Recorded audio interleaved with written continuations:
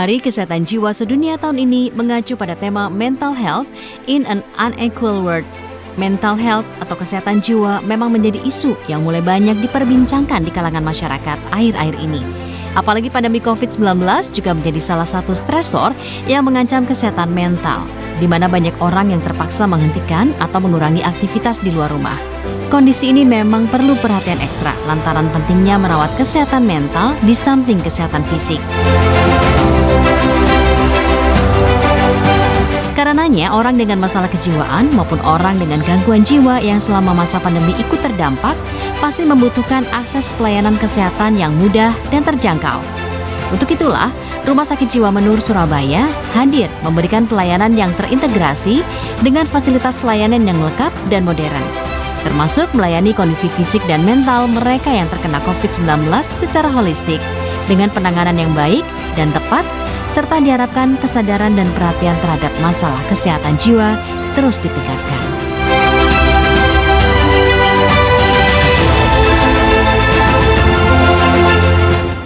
Halo, selamat malam pemirsa. Kita berjumpa dalam program Dialog Khusus, di mana malam hari ini pemirsa Dialog Khusus hadir bersama Rumah Sakit Jiwa Menur Surabaya.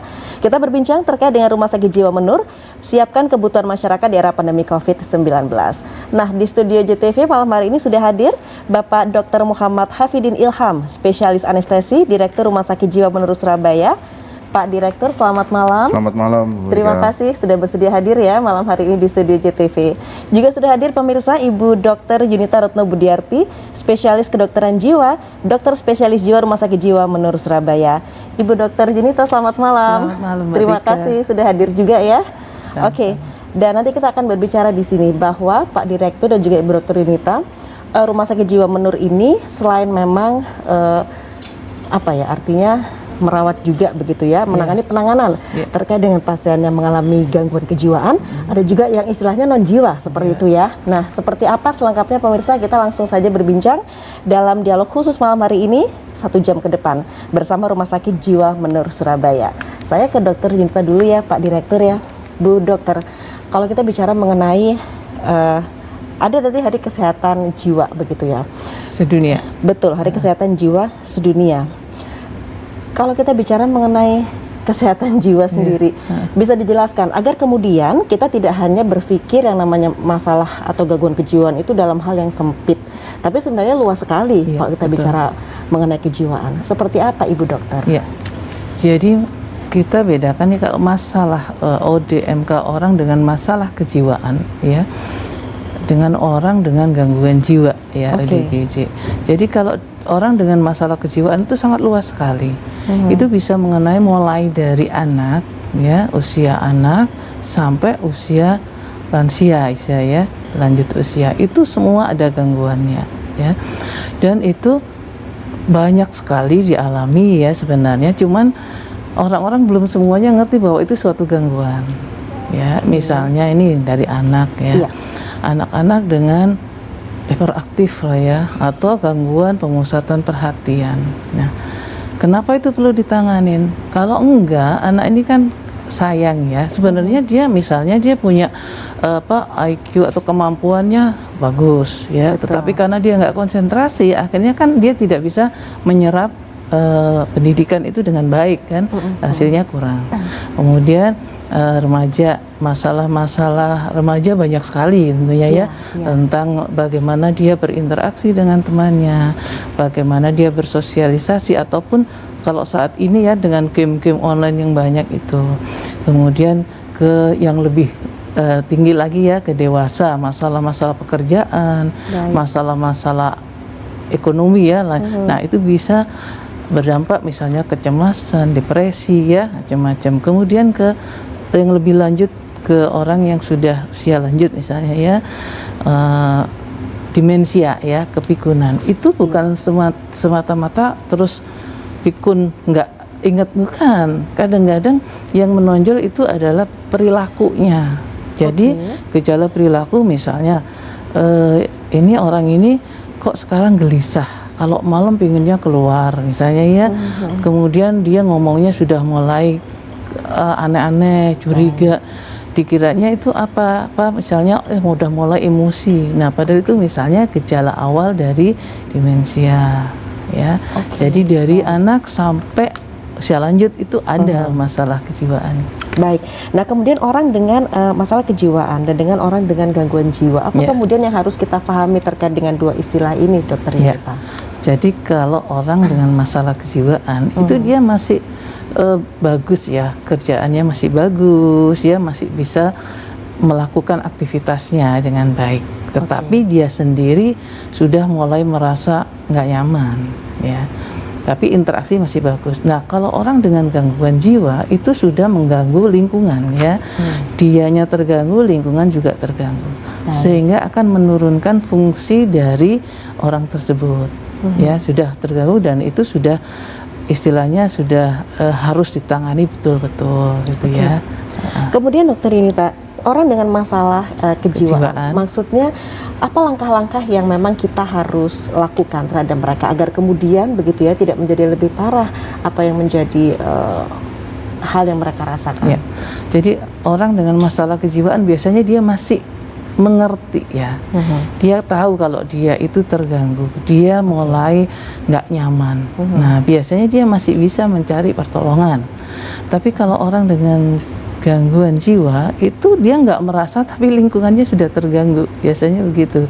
Jadi selama dia masih ada merasakan nggak nyaman gitu, nah itu sebaiknya kalau mengerti ya, kalau kita sudah mulai melakukan sosialisasi gitu kan, akhirnya dia kan berpikir, wah ini saya harus kemana ya, karena juga memang butuh tempat lah. Betul, karena tidak semua misalnya rumah sakit ya ada penanganan ini. Nah, di sini kami terapkan kalau jelas di Rumah Sakit Jiwa Menur ada penanganan mulai dari anak sampai orang tua. Oke, baik Dokter Yunita. Nah, pemirsa, terkait dengan orang dengan masalah kejiwaan, kemudian Rumah Sakit Jiwa Menur Surabaya tentu memiliki fasilitas yang sangat lengkap begitu ya, pasti ya Dokter Yunita, untuk bisa mengatasi hal tersebut. Nanti kita akan berbicara dengan Bapak Direktur Rumah Sakit Jiwa Menur Surabaya terkait fasilitas-fasilitas apa saja yang tersedia di Rumah Sakit Jiwa Menur Surabaya. Sesaat lagi pemirsa, masih dalam program Dialog Khusus bersama Rumah Sakit Jiwa Menur Surabaya.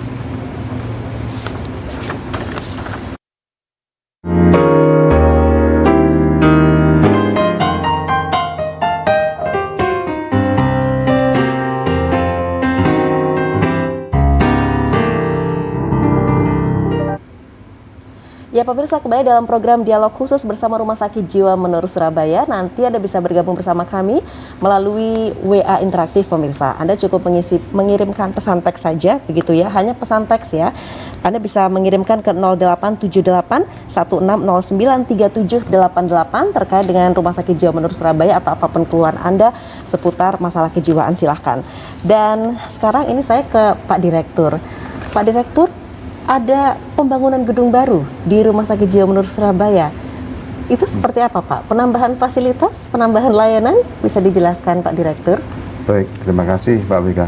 Jadi sekali lagi, di Rumah Sakit Jiwa Menur ini sekali lagi tidak hanya merawat pasien-pasien yang dengan gangguan jiwa, tapi juga selain itu juga pasien-pasien yang tadi disampaikan oleh Dr. Yunita, pasien-pasien dengan masalah kejiwaan. Dan juga pasien-pasien yang non-jiwa. Jadi ternyata pasien-pasien yang gangguan jiwa itu tidak hanya jiwanya saja yang terganggu, tapi juga ada pasien yang selain jiwa yang terganggu juga fisiknya, jasmaninya juga terganggu. Juga Jadi pelayanan di sana di rumah jiwa itu sudah lengkap ya, selain jiwa, gangguan jiwa, ada pasien yang juga pasien yang dengan kelainan-kelainan fisik. Bahkan di sana juga ada beberapa pelayanan yang untuk mulai anak dan remaja, deteksi dini, gangguan jiwa anak dan remaja. Ada dan juga pelayanan untuk beberapa masalah yang ketergantungan obat, rehabilitasi nafsa. Jadi untuk rehabilitasi nafsa juga dilayani di Rumah Sakit Jiwa Menur Surabaya. Jadi di sana ada memang untuk rehabilitasi nafsa, rehabilitasi mental ya juga ada, dan juga sejak dengan ada pandemi tersebut, Rumah Sakit Jiwa kemarin juga menjadi rujukan di Surabaya untuk menangani pasien-pasien yang terkena COVID-19. Baik. Jadi ternyata memang pasien-pasien yang terkonfirm ya COVID-19 ini tidak hanya pasien yang normal saja. Baik. Ada juga yang pasien jiwa yang juga ODGJ juga ada yang kena dengan COVID. Iya. Baik, jadi artinya juga memang kompleks untuk pasien yang ditangani di situ ya Dokter Yunita, Pak Direktur ya. Oke, nah ini kalau kemudian Pak Direktur kita bicara mengenai layanan-layanan begitu yang ada di Rumah Sakit Jiwa Menur Surabaya. Seperti apa sih sebenarnya ke depan begitu Rumah Sakit Jiwa Menur Surabaya ini konsep pelayanannya kepada masyarakat?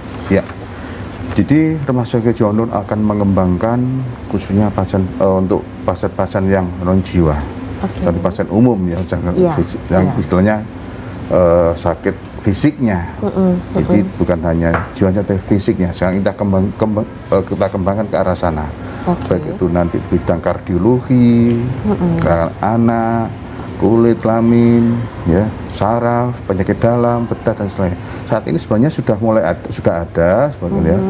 Akhir-akhir tahun ini sudah kita buka. Namun mungkin masyarakat belum banyak yang tahu, tapi melalui acara ini kita sampaikan bahwa Rumah Sakit Jiwa pun akan melayani pasien-pasien dengan keluhan non jiwa itu tadi. Keluhan jasmani ya begitu. Ya. Berarti Pak Direktur sekarang pun atau mungkin masih bulan-bulan sekarang pun begitu sudah ya. Bisa melayani. Masyarakat sudah bisa untuk mereka yang ibaratnya terkait dengan non jiwa itu tadi, keluhan-keluhan non jiwa itu mereka juga bisa memeriksakan diri, mendapatkan pelayanan dan juga perawatan juga di Rumah Sakit Jiwa Menur. Seperti itu ya Pak Direktur ya. Iya. Jadi pengembangan gedung baru itu adalah untuk memperluas eskalasi pelayanan selain pasien jiwa. Jadi nanti diperuntukkan untuk pasien-pasien yang non jiwa. Baik, Pak Direktur, ini kalau kita bicara sekarang di masa pandemi COVID-19 begitu ya. Artinya tadi juga Pak Direktur mengatakan itu yang namanya pasien terkonfirmasi COVID-19 bukan hanya mereka yang manusia normal, tapi juga dengan ODGJ atau orang dengan gangguan jiwa. Bisa diceritakan seperti apa dinamikanya kemudian untuk Rumah Sakit Jiwa Menur sendiri melayani pasien seperti itu Pak Direktur? Iya, memang penanganan untuk pasien jiwa dengan COVID-19 ini memang sangat beda sekali ya dengan pasien yang normal yang berjiwa ini. Ya kalau katakanlah pasien yang yang non jiwa ini kalau disuruh minum obat manut, ini disuruh tidur, suruh latihan nafas manut ya. Kalau ini betul-betul harus kita harus perawatnya, dokternya harus telaten, harus mengawasi, harus mendekat, ngajari ya itu.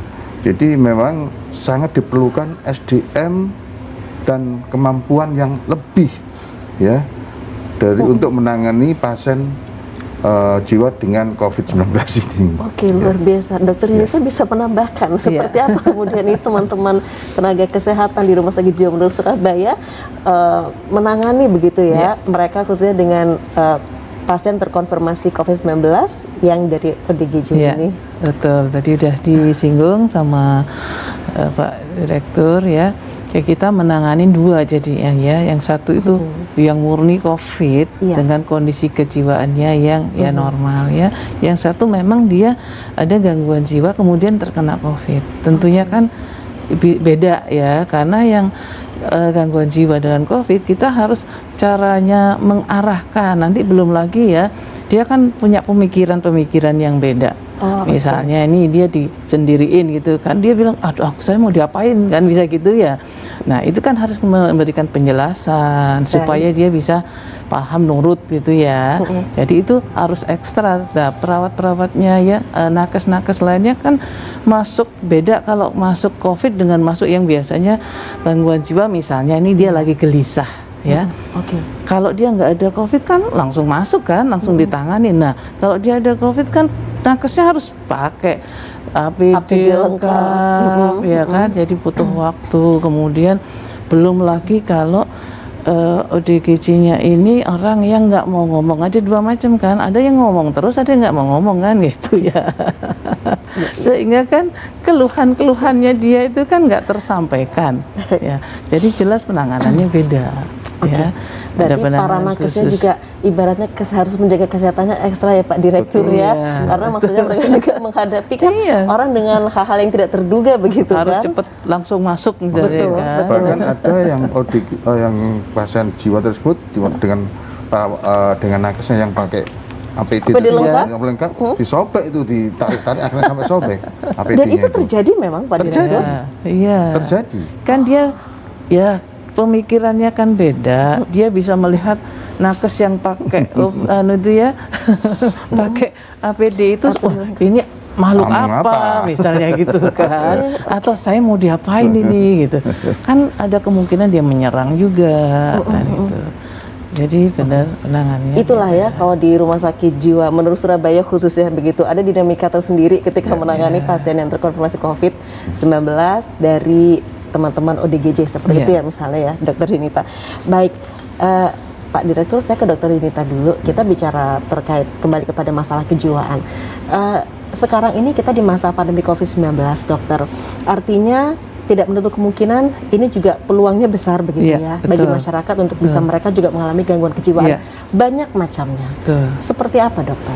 Jadi kan selama pandemi ya orang kan banyak isolasi di rumah, kegiatan-kegiatan dikurangi, belum lagi anak-anak kan ya, yang dia harus bermain ini nggak bisa bermain kan Betul. gitu. Itu semua menimbulkan tekanan-tekanan kan. Nah di Rumah Sakit Jiwa Menur kita memahami itu, sehingga kita juga memberikan pelayanan secara online ya, secara jauh. Misalnya ini pasien yang biasa datang, pasien anak remaja misalnya ya, anak-anak yang biasa terapi ini di Menur ya, kemudian karena pandemi dia nggak bisa datang. Baik. Nah, sehingga akhirnya kita memberikan tutorial bagaimana ngajarin anak itu, nanti yang di rumah yang ngajarin ya. Nah kita upload. Nah kita itu bisa uploadnya ada dua macam ya. Satunya lewat yang punyanya Menur itu ya, YouTube-nya. Dan kita juga punya WA group untuk para pasien ya, orang tua itu ya. Baik, nah dokter. kita upload di situ itu ya. Kemudian kita ngadakan juga webinar ya untuk memberikan edukasi penyuluhan tentang supaya lebih aware dengan gangguan jiwa secara dini gitu ya. Jadi memang bisa mendeteksi lebih dini begitu. Kalau misalnya mereka sudah ada memiliki- gangguan begini misalnya. Dan tadi yang sudah disinggung juga sama Pak Adir tentang kita punya program Sri Kandi Jawara ya. Jadi itu deteksi dini kesehatan mental anak dan remaja itu melalui sekolah. Kalau dulu itu sebelum pandemi kita melalui sekolah. Oke. Jadi sekolah kita ajarin, kita kasih questionnaire gitu kan, Baik. untuk menjaring gitu. Oke, nanti akan kita bahas lagi lebih lanjut ya Dokter Dinita, Pak Direktur. Kami akan kembali sesaat lagi pemirsa, masih dalam program dialog khusus bersama Rumah Sakit Jiwa Menur Surabaya.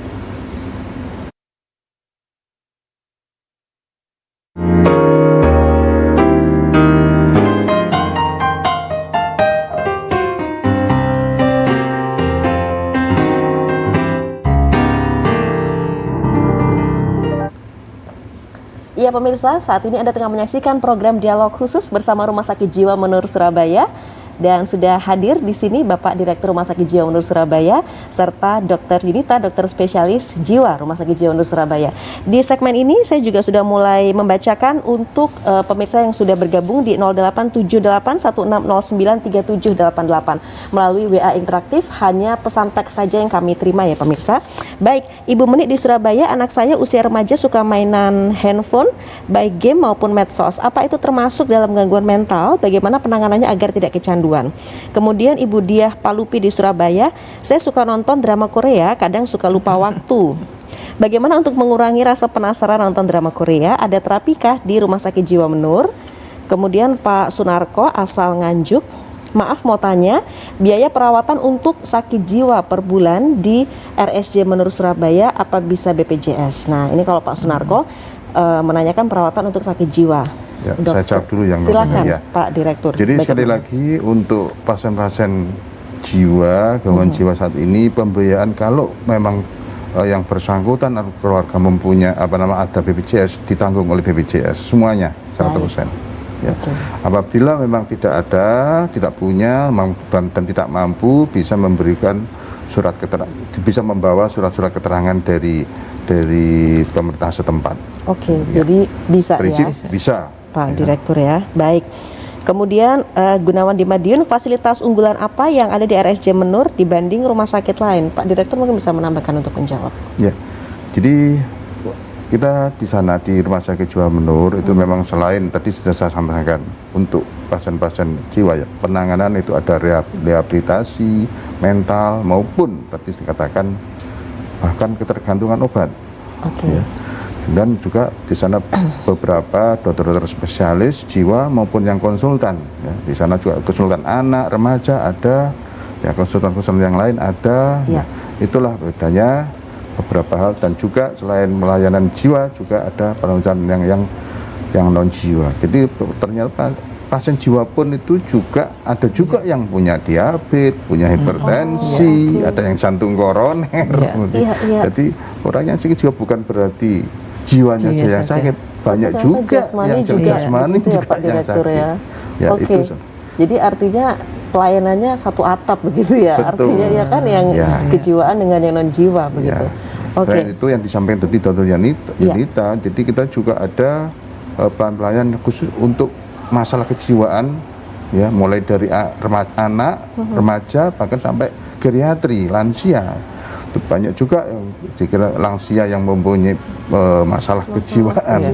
Ada khususnya di sana ada psikogeriatri. Untuk masalah yang untuk orang tuanya, yang mulai anak ada yang psikogeriatri. Jadi lengkap di situ maksudnya untuk jenjang usianya semua ada begitu Pak Direktur ya. Oke, Dokter Yunita silakan, Ibu Meni dan juga Ibu Diah Palupidus Surabaya. Jadi sekarang memang sudah umum ya, kita semua pakai gadget ya, dan itu juga merupakan sarana bekerja juga ya.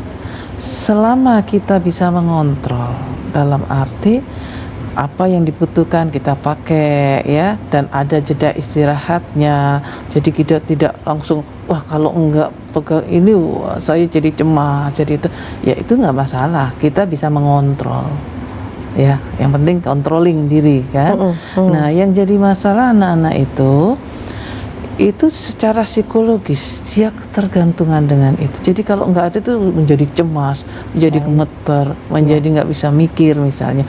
Nah itu yang harus diwaspadain tentunya. Nah terus apakah bisa ke Rumah Sakit Jiwa Menur? Nah kita lihat per kasus tentunya ya.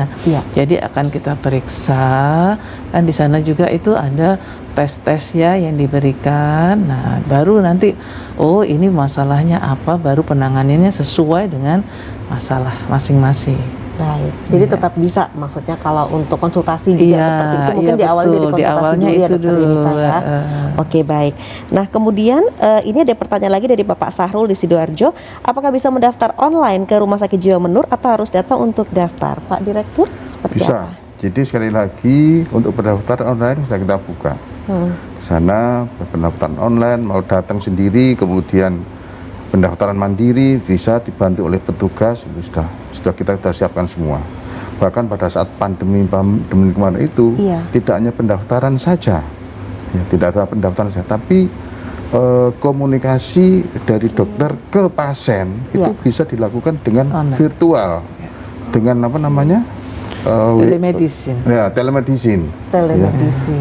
Itu bisa dilakukan. Jadi ada seorang keluarga yang sudah biasanya dia kontrol ke rumah sakit, kemudian karena situasi pandemi jauh, tidak bisa itu, ya, melalui bagaimana keadaannya dengan video call itu tadi, pakai video call. Video call bisa. Jadi tetap terpantau ya. Artinya dalam hal pelayanan kesehatan juga harus selalu jalan ya, karena itu sangat penting begitu ya terkait dengan kesehatan. Demikian juga pada anak-anak ya, anak-anak remaja juga tadi sudah katakan tutorial tadi disampaikan oleh Bu Dr. Yunita, sampaikan bagaimana perkembangan ibunya akan melalui video call itu ya, konsultasi ke dokternya via online ini, ya, via online ini ya, tahu sehingga nanti dokternya akan perkembangan misalkan tolong dilatih ini, karena ada tutorialnya.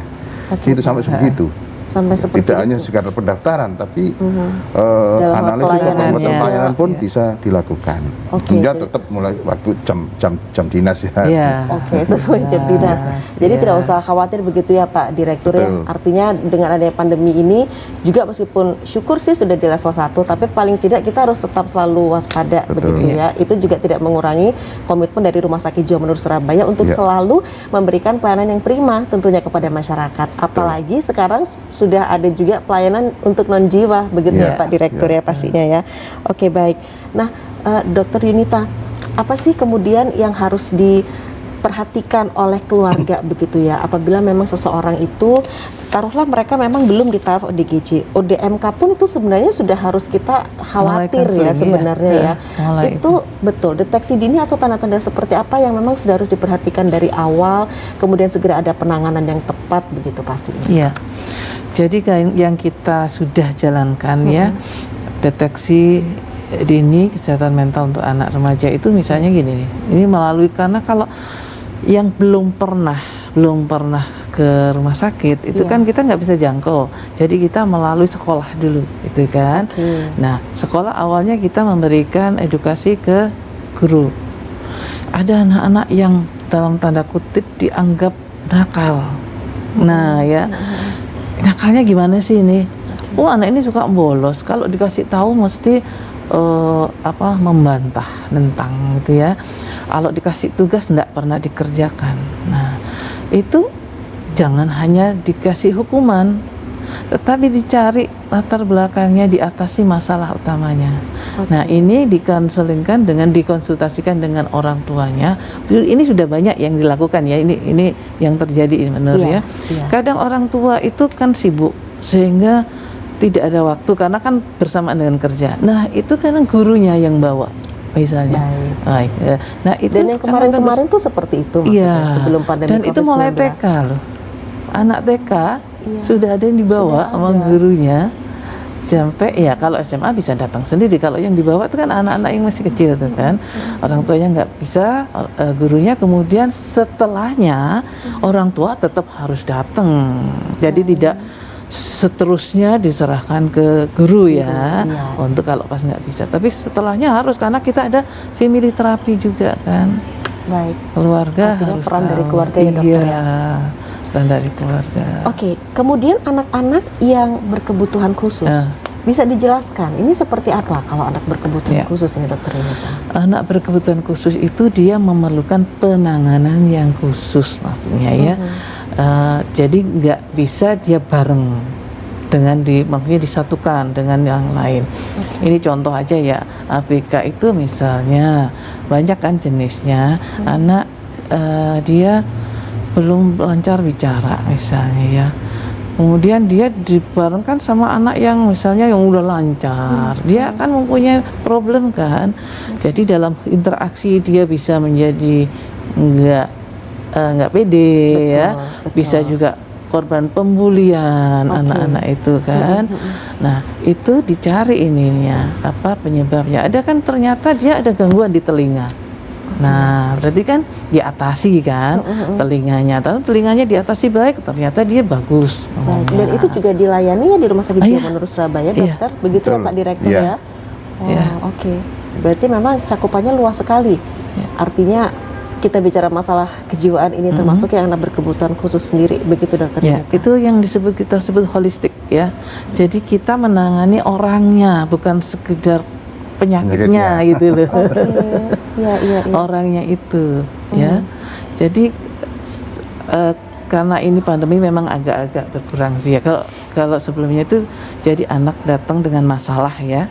Nah, kita lihat sampai ke gizinya, kita konsultasikan ke ahli gizi. Oh, kita lihat misalnya gigi kan kita punya dokter gigi juga ya. Ya, tentunya juga seizin orang tuanya gitu Baik. ya, sehingga semua aspek itu bisa tanganin ya.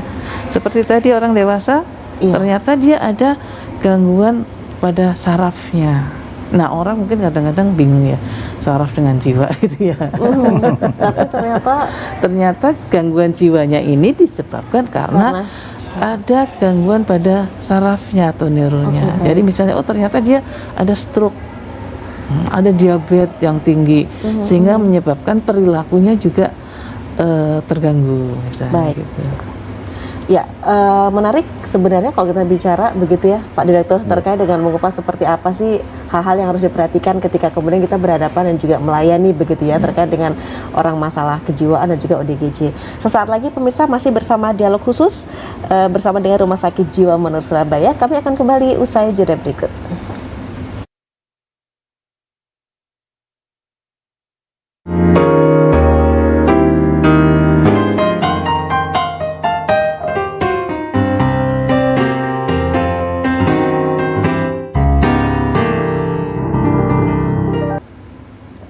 Ya pemirsa, kembali dalam program dialog khusus bersama Rumah Sakit Jiwa Manur Surabaya. Anda masih bisa bergabung bersama kami melalui WA interaktif 087816093788, hanya melalui pesan teks saja yang kami terima tentunya pemirsa.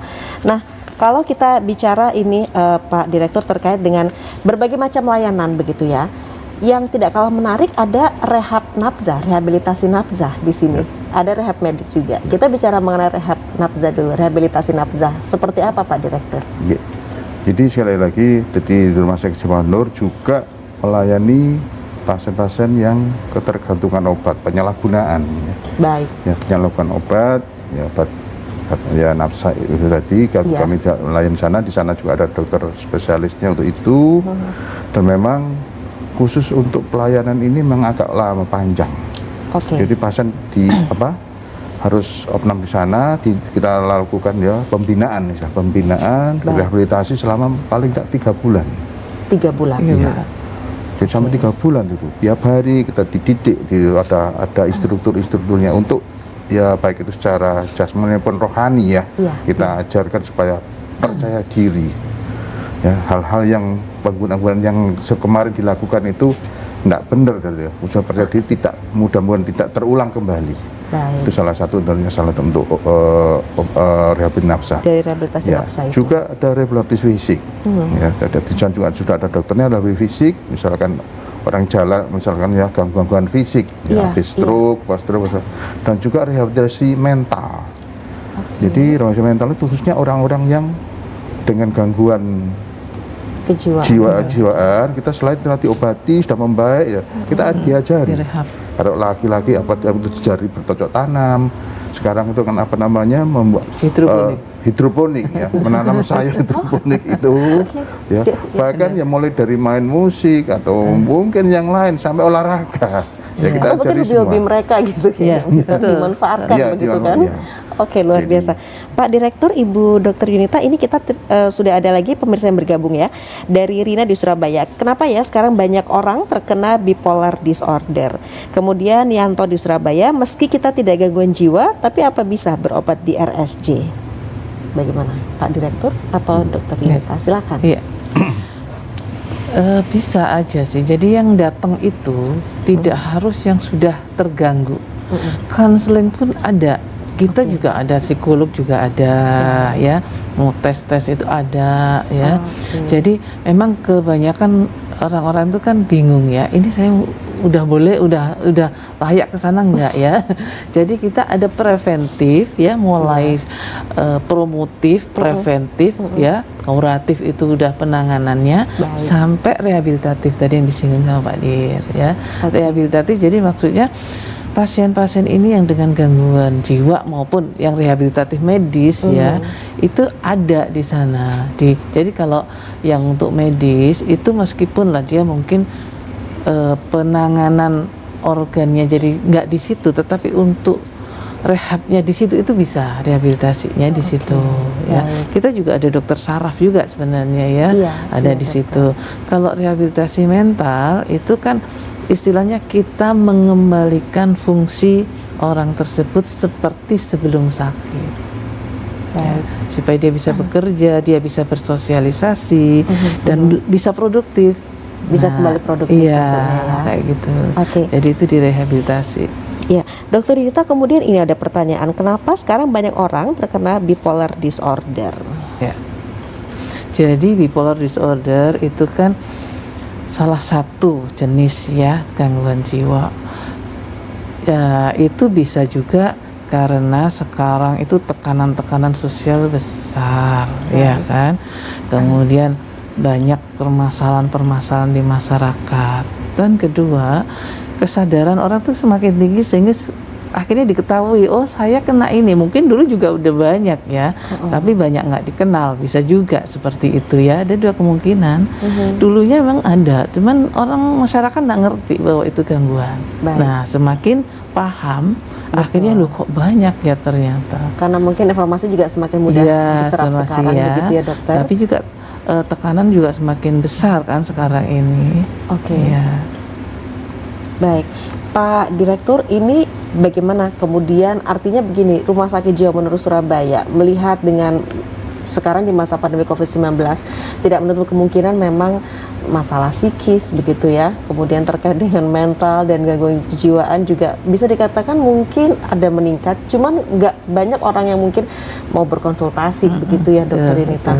Ini seperti apa sebenarnya Rumah Sakit Jiwa Menur Surabaya memberikanlah kesempatan kepada masyarakat, membuka pintu agar silakanlah kalau mau konseling begitu ya, atau mau konsultasi di Rumah Sakit Jiwa Menur Surabaya. Baik, jadi memang kita menerima beberapa konsultasi baik itu kalau yang tidak bisa datang ya by phone, by video call dengan perjanjian. Baik, oke. Dan di sana sudah ada beberapa dokter spesialis kedokteran jiwa yang sudah siap, dan ada jadwal-jadwalnya, demikian itu. Demikian juga nanti saya ada yang lupa masalah pelayanan psikologi. Oke. Ya, di sana ada beberapa psikolog yang sudah andal, sudah sesuai dengan bidang-bidangnya masing-masing. Iya. Di sana saat ini juga tampaknya baik itu psikologi menentukan misalkan menginginkan bakat kira-kira bakat soal anak tertentu, dan bahkan sekarang ini sudah banyak tampaknya pelamar pekerjaan ya. Pelamar pekerjaan itu juga dimintai surat dari Surat sehat jiwa itu. Kesehatan jiwa. Oh, oke, baik. Dan jiwa melalui beberapa tes-tes yang ada di sana dilaksanakan.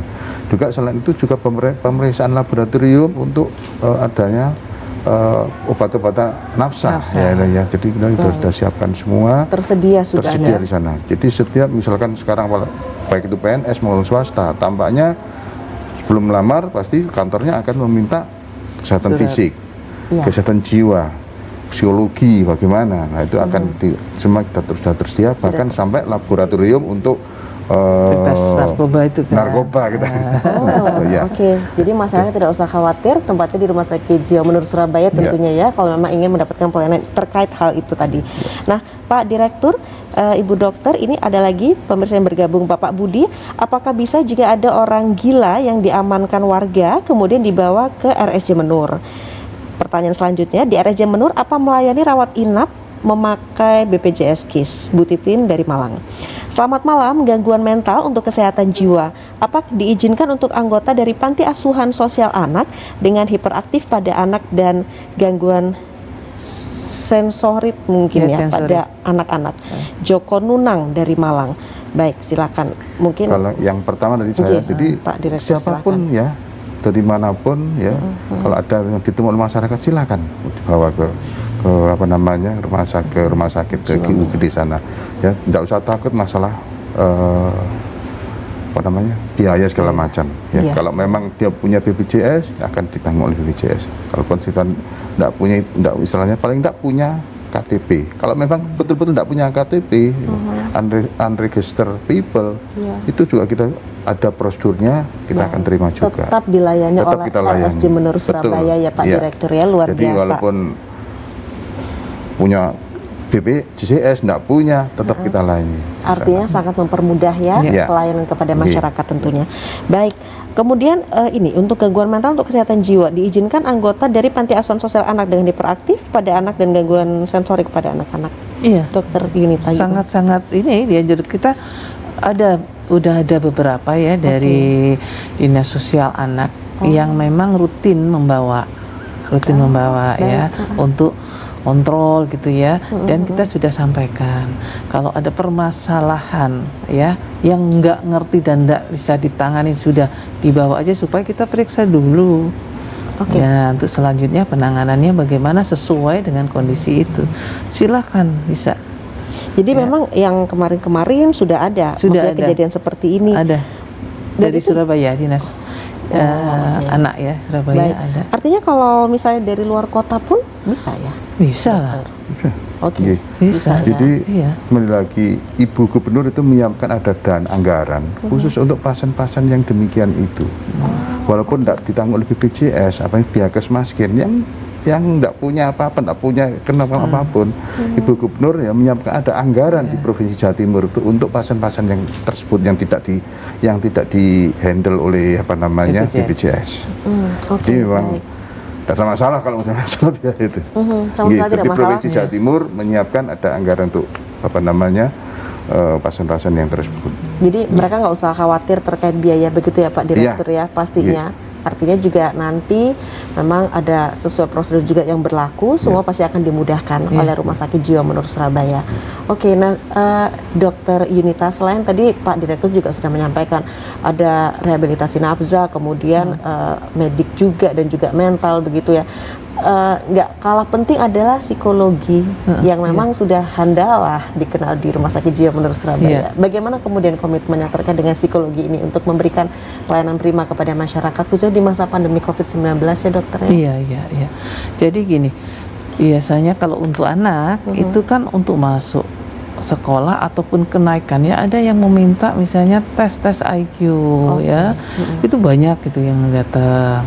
Kemudian nah untuk tes IQ memang ke depannya kita inginnya bisa ya dari jarak jauh gitu. Cuman masalahnya kan kita tidak bisa mengevaluasi apa benernya diisi sama Jadi anaknya sendiri, iya. Itu kalau masalah tesnya itu ya, pinginnya gitu ya masih kita godok lah gimana caranya gitu ya. Nanti sementara masih kalau tes itu kita datang karena untuk meyakinkan bahwa itu yang isi anaknya. Benar-benar anaknya, oke. Nah itu kemudian biasanya selain masalah sekolah, ada juga masalah misalnya rumah tangga ya.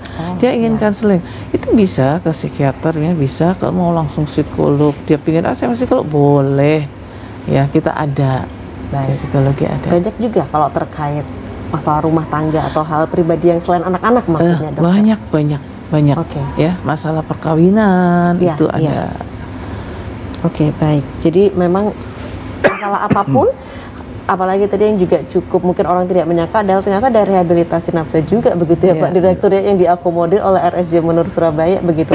Kalau itu seperti apa Pak Direktur? Maksudnya rehabilitasi nafsa sendiri memang jumlahnya banyak atau seperti apa? Yang artinya juga ini menjadi warning dong bagi masyarakat begitu ya. Memang akhir ini banyak juga ya yang datang ke sana untuk rehabilitasi nafsa ini. Ya, jadi memang mulai nanti ada beberapa tahapan itu, mulai detoksikasi, Iya. mau sampai pembangunan perilaku ya. Jadi supaya orang tersebut tidak sampai mengulangi kembali. Betul. Ya, itu memang demikian. Tapi memang agak lama, memang paling nggak 3 bulan itu biasa memang. Karena kita mendidik, ya. Bukan hanya sekedar mengobati. Tidak sekedar menyembuhkan ya, tapi lebih dari itu. Ada upaya lain. Kalau hanya sekedar didetoksasi hilang, bukan itu saja. Tapi bagaimana supaya anak tersebut tidak mengulangi lagi hal-hal yang seperti itu. Baik, itu juga bukan perkara mudah untuk kemudian mereka bisa keluar dan benar-benar tidak mengulangi. Tentunya harus ada tekad yang kuat begitu ya, Pak Direktur ya, Dr. Yunita ya. Ini ada WA dari pemirsa, 1 WA, tapi nanti kita menjawabnya setelah jeda. Saya bacakan dulu dari Titin di Malang. Apakah perawatan di Menur sampai sembuh atau ada batasan waktu? Tapi nanti ya kita jawabnya Pak Direktur, Ibu Dr. Yunita. Kami akan kembali sesaat lagi pemirsa, masih dalam program Dialog Khusus bersama Rumah Sakit Jiwa Menur Surabaya.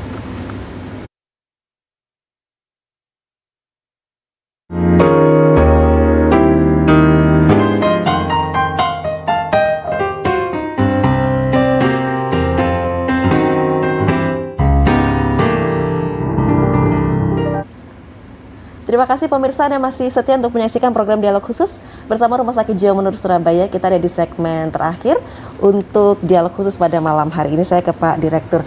Pak Direktur, ini satu hal yang mungkin masyarakat belum tahu terkait dengan ada program pelepasan pasung, betul begitu, di Rumah Sakit Jiwa Menur Surabaya. Bisa dijelaskan Pak terkait dengan pelepasan pasung ini sendiri? Ya, jadi sekali lagi Rumah Sakit Jiwa Menur juga beberapa kali ya itu mengadakan kegiatan pelepasan pasung ke daerah-daerah.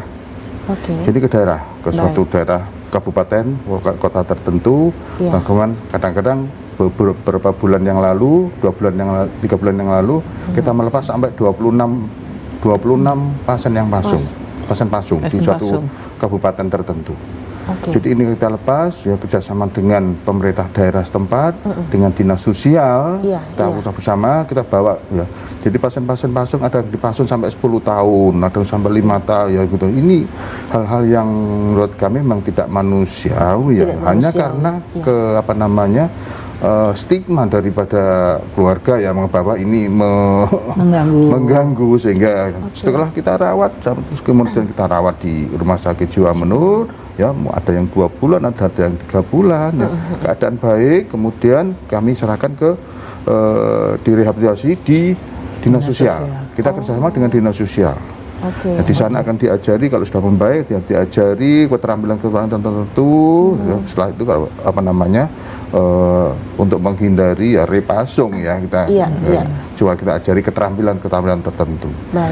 Setelah itu kalau sudah bisa akan kita kembalikan ke masyarakat, ke orang tua. Namun ada beberapa sih memang yang ya kita menghindari, sudah sampaikan ke sosialisasi ke keluarganya agar supaya tidak istilahnya tidak sampai direpasung. Nah, ini kita tidak dipasung kembali. Dan kami siap untuk istilah kita yang turun Rumah Sakit Jiwa turun ke daerah. Rumah Sakit ada Jiwa beberapa daerah. Ya, yang sekali ngelepas ada yang sampai 25 ya. Kemarin yang terakhir 26. Ada pasien yang sudah dipasung selama 10 tahun. Dia hidup. Dan ini berkelanjutan ya Pak Direktur. Artinya ke depan memang bekerjasama dengan kabupaten kota di seluruh Jawa Timur begitu. Dan dinas sosial. Ya, dan juga ini salah satu program jadi Provinsi Jawa Timur, Ibu Gubernur ya. Pasung ini untuk pembebasan pasung ini memang jadi program kita. Dan luar biasa sudah sangat banyak ya, Dokter Yunita. Artinya jumlahnya juga yang sudah memang dibebaskan dari pasung begitu ya. Dokter Yunita bisa dijawab yang tadi terkait dengan perawatan di Menur sampai sembuh? Iya. Jadi perawatan atau ada batasan waktu? Ya, kita tentunya nggak ada batasan waktu kalau merawat pasien ya. Jadi dia ya tentunya sampai sembuh ya. Tapi bukan berarti sampai sembuhnya itu harus dirawat inap terus. Oh begitu, ya. Jadi kan ada yang rawat jalan. Nah kalau rawat jalan tentunya ya bisa kan diteruskan. Nah kalau rawat inap tentunya lihat dulu kondisi masing-masing. Seperti tadi yang Pak Direktur bilang, kalau pasca pasung itu kan kompleks ya. Jadi tidak hanya rehabilitasi mental, tapi fisiknya. Dalam kondisi pasung itu macam-macam, Mbak. Jadi ada yang bentuk pasungnya kan macam-macam, sehingga fisiknya kan terkena. Itu berpengaruh juga ya. Kemudian kalau sudah puluhan tahun gitu, nah bagaimana dia ngajari dia merawat diri lagi misalnya ya. Nah tentunya kalau kayak gitu nggak sampai wah benar-benar kuat. Nah yang penting kita ada kerjasama dengan dinas sosial dan puskesmas setempat.